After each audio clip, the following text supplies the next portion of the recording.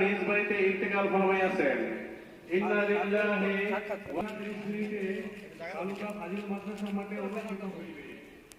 এই মুহূর্তে আইন শৃঙ্খলা অবনতি হয়েছে এবং মানুষ যেভাবে মাদক এবং জিনার দিকে ধাবিত হচ্ছে, এটা আমরা তীব্র প্রতিবাদ জানাই। দ্রুত এটার বিচার যেন করা হয়। আমাদের এই দেশে আমাদের ছোট বোনদের প্রতি যে অন্যায় অত্যাচার হচ্ছে, সেটার প্রতিবাদে আজকে আমরা এই মানববন্ধনে এসেছি। দেশের এই আইন শৃঙ্খলার বিরুদ্ধে আমরা আওয়াজ তুলছি। আমরা রাজপথে ছিলাম, আমরা রাজপথে থাকব। আমরা এই দর্শনের বিরুদ্ধে তীব্র নিন্দা ঘৃণা জানাচ্ছি। আর কেন বারবার আমরা মেয়েরা, আমাদের শিশুরা এই বিচারহীনতার অন্ধকারে তলিয়ে যাবে? আর কত ঈশ্বর আসবে, আর কত অন্যায় হবে, আর কত আসিয়া হারিয়ে যাবে সময়ের নতুন ঈশ্বর তলায়। এখন ওই সময় আওয়াজ তোলার, ন্যায় বিচার চাও, নয়তো আগামীকাল তোমার বোন হতে পারে।